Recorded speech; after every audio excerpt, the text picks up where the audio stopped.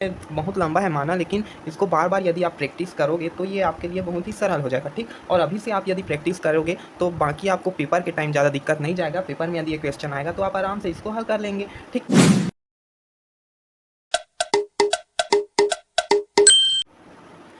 दोस्तों, हम आज निरक्षीय स्थिति या अनुप्रस्थ स्थिति में वैद्युत क्षेत्र की तीव्रता ज्ञात करने वाले हैं, ठीक दोस्तों। तो वीडियो पर बने रहिए। इसको समझने के लिए कई विद्यार्थियों को बहुत दिक्कत होता है, इसको बड़े ही ध्यान से समझिएगा, ठीक।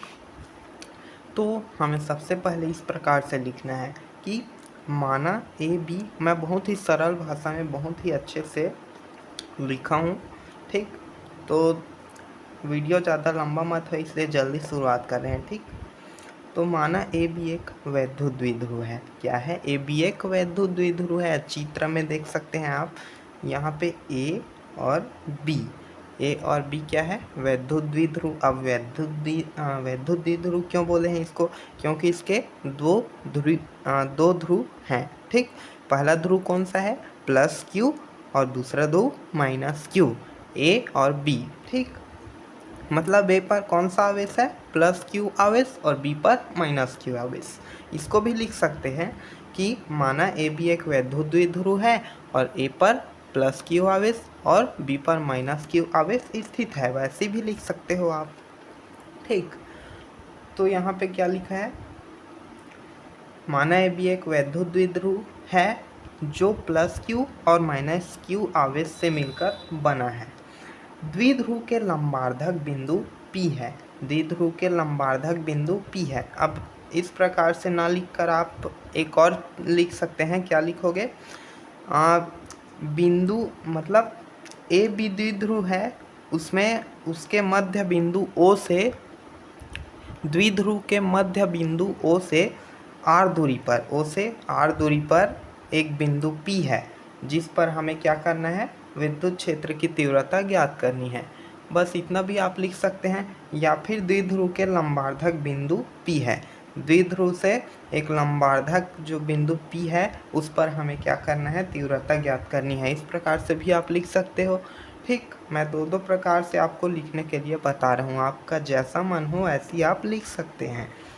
अब क्या बोल रहा है देख लीजिए, आराम से देखिए, ध्यान से देखिए, ठीक। बिंदु ए पर स्थित प्लस क्यू आवेश के कारण बिंदु पी पर तीव्रता, मतलब यहाँ पे बिंदु ए है, इसमें कौन सा आवेश स्थित है? प्लस क्यू आवेश। अच्छे से नहीं दिख रहा है आपको? रुक जाओ। ए पर प्लस क्यू आवेश स्थित है, उसी के कारण बिंदु पी पर जो तीव्रता होगी उसी को हम लोग क्या करेंगे? ज्ञात करेंगे। तो देखो यहाँ पे लिखना है आपको, बिंदु ए पर स्थित प्लस क्यू आवेश के कारण बिंदु पी पर तीव्रता। सिंपल। अब क्या करना है आपको? कुछ नहीं करना है, बस कूलाम का नियम आप पढ़ चुके होंगे। कूलाम का नियम जो है वो ये कूलाम का ही समीकरण है, इसी को आपको लिखना है। E1 बराबर 1/4 पाई एप्सिलॉन नॉट। इसको क्या पढ़ते हैं? एप्सिलॉन नॉट इंटू, ये बिंदु लगा है ना यहाँ पे, इसको इंटू पढ़ते हैं Q अपॉन ए पी का स्क्वायर, ठीक।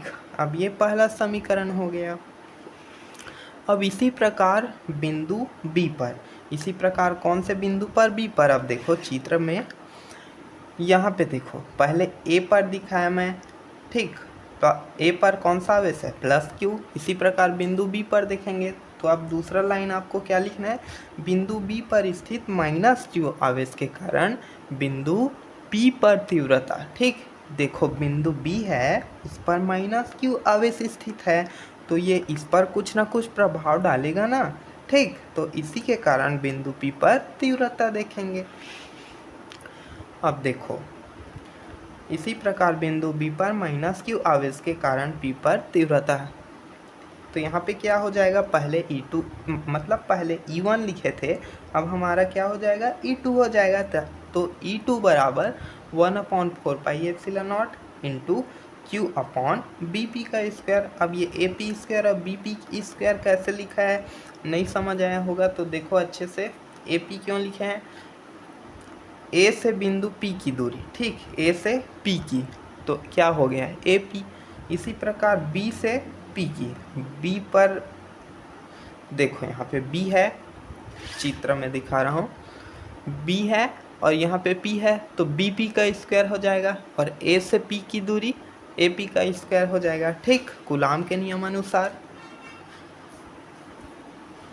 अब यहाँ पे क्या हुआ है, बिंदु P पर परिणामी तीव्रता, बिंदु P पर परिणामी तीव्रता लिखना है आपको। क्या लिखना है, E, यहाँ पे आपको अच्छे से दिखा रहा हूँ, रुको।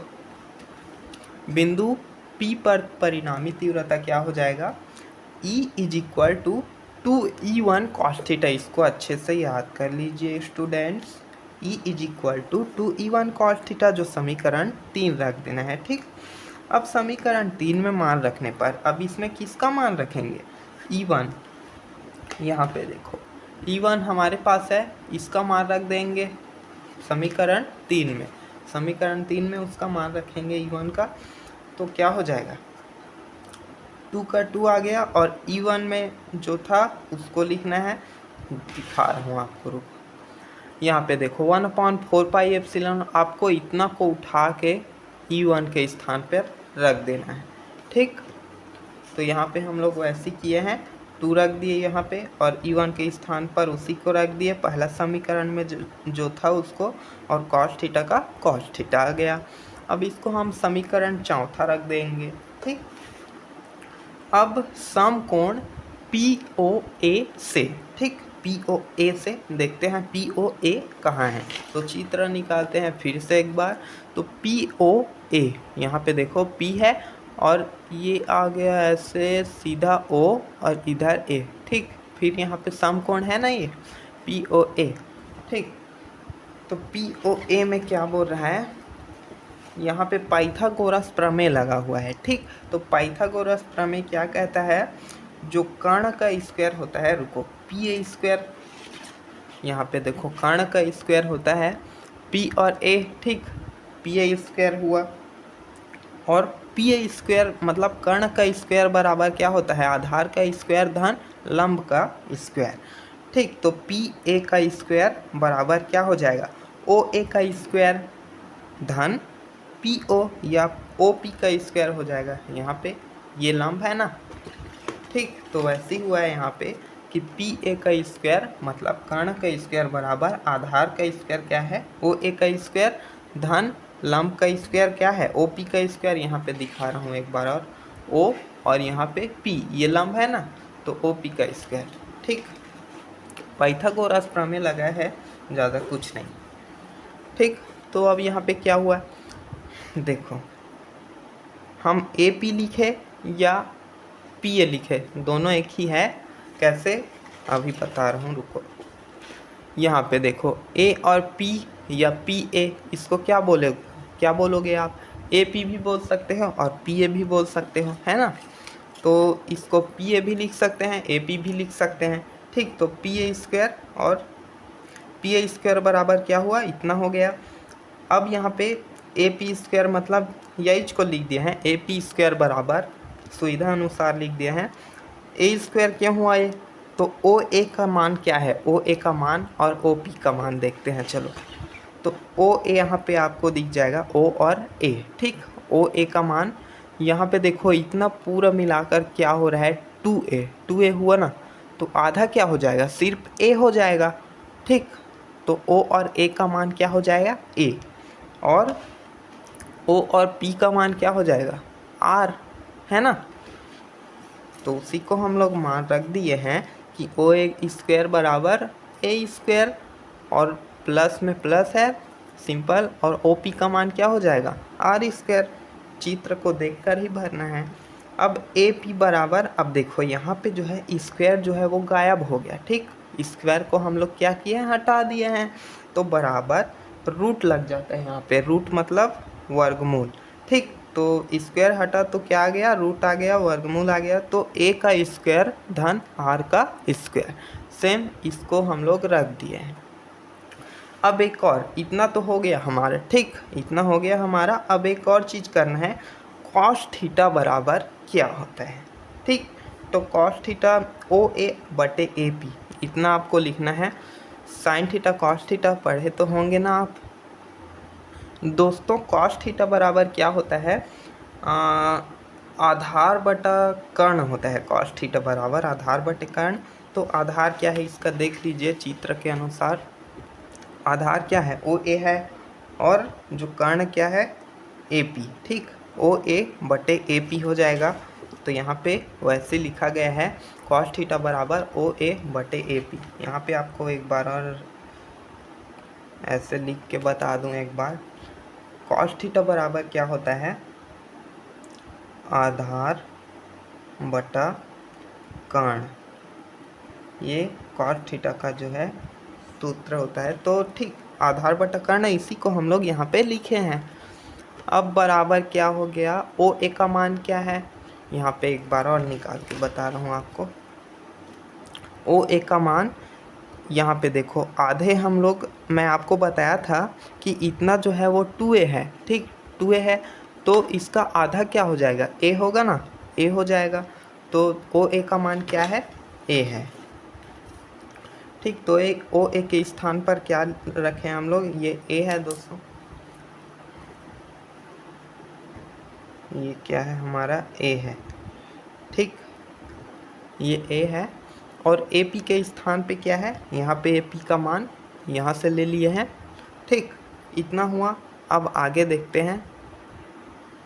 तो अब हम समीकरण 4 से फिर मान रखते हैं। तो ई बराबर 1/4πε0 इंटू क्यू अपॉन, इसको हम लोग मान रखे हैं।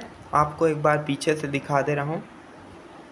देखो यहाँ पे ए पी स्क्वायर लिखा था समीकरण 4 में, लेकिन हम लोग ए पी स्क्वायर का मान रखे हैं। ए पी स्क्वायर का मान क्या है ए स्क्वायर प्लस आर स्क्वायर जो है ए पी स्क्वायर का मान है। ठीक ठीक दोस्तों, तो मान को रखने के पश्चात इतना हमारा आंसर आ गया। अब क्या होता है आगे देखिए। ई बराबर, अब देखो ये 2 जो है वो इधर आ गया। ठीक, मतलब ये इधर चला गया 2 1/4πε0 इंटू ये इतना तो यहाँ पे है और 2 जो है इधर गया 2q और ये a इसी में, ये दोनों इसी में मिल गए हैं तो 2qa हो गया। और ये दोस्तों यहाँ पे कोष्टक में a square plus r square है। ठीक, तो यहाँ पे कोष्टक में a square plus r square है और यहाँ पे वर्गमूल के साथ a square plus r square. ठीक, तो इसको जब हम कोष्टक में बदलेंगे तो ये आधा हो जाता है। ठीक, इसको हम लोग कोष्टक में लाते हैं तो ये आधा हो जाता है, हाफ हो जाता है, 1/2 हो जाएगा। ठीक, और इसके जो रूट में क्या है, मतलब इसका जो घात है वो क्या है अभी 1 है। ठीक, तो दोनों को जब हम हल करेंगे, दोनों को जब हम मिलाएंगे तो क्या हो जाता है 3/2 होगा। कैसे होगा अब मैं बता रहा हूँ। 1 और इसका क्या है 1 प्लस में रहेगा 1/2। ठीक, अब देखो इसका 2 का 1 के साथ गुना होता है तो क्या हो जाएगा ये 2 हो जाएगा। ठीक, अब 2 हो जाएगा, फिर ये 1 के साथ जुड़ेगा तो क्या हो जाएगा 3 और नीचे में 2 का 2 रहेगा तो 3/2 हो जाएगा।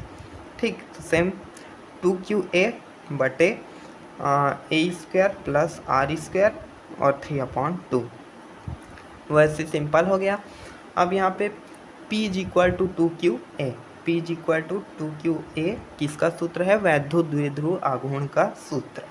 ठीक, इतना लिखना है आपको। तो P is equal to 2qa, अब समीकरण दिखा रहा हूँ आपको। 2qa यहाँ पे हम लोग P लिख सकते हैं क्योंकि P बराबर क्या होता है 2qa होता है। ठीक, अब E इज इक्वल टू 1/4πε0, अब P का मान रख दिए और नीचे सेम का सेम आ गया। यहाँ पे देख लीजिए अच्छे से, सेम का सेम है। तो फ्रेंड्स यहाँ पे क्या हुआ है a बहुत छोटा है r से, तो यहाँ पे a को हटा दिया है। यहाँ पे आप a है ना, यहाँ पे इसको हटा दिया है, गायब कर दिया गया है। तो बाकी क्या बचा p है, p बटे क्या है आर स्क्वायर है। तो आर स्क्वायर कोष्टक अंदर ही है और बाहर क्या है 3/2। ठीक, तो 3/2 बाहर ही है। ठीक, अब 3/2 और इधर अंदर का 2, अब ये दोनों दो क्या हुआ आपस में कट गए। ठीक, ये दोनों दो आपस में कट गए, काट के बता रहा हूँ, ये ख़त्म और ये ख़त्म। तो क्या बचा 3 बचा। तो आर का घात कितना आया 3 आया ना। तो ई बराबर 1/4 pi epsilon naught into P upon r power 3। एकदम सिंपल, इतना आपका आंसर आ गया। ठीक, इतना बस लिखना है दोस्तों। ये बहुत लंबा है माना, लेकिन इसको बार बार यदि आप प्रैक्टिस करोगे तो ये आपके लिए बहुत ही सरल हो जाएगा। ठीक, और अभी से आप यदि प्रैक्टिस करोगे तो बाकी आपको पेपर के टाइम ज़्यादा दिक्कत नहीं जाएगा। पेपर में यदि ये क्वेश्चन आएगा तो आप आराम से इसको हल कर लेंगे। ठीक, तो यदि आपका मतलब मन भी नहीं है तो भी आप ज़रूर अपने मन के हिसाब से कोई भी काम मत कीजिए, इसको आप हल करने का प्रयास कीजिए, आराम से हो जाएगा। वीडियो यदि मेरा वीडियो समझ नहीं आया तो दूसरे का वीडियो भी देख सकते हो। मैं नहीं बोल रहा हूँ कि सिर्फ आप मेरा वीडियो ही देखो। ठीक, और हाँ, एक बात और, चैनल को सब्सक्राइब कर दीजिए। धन्यवाद।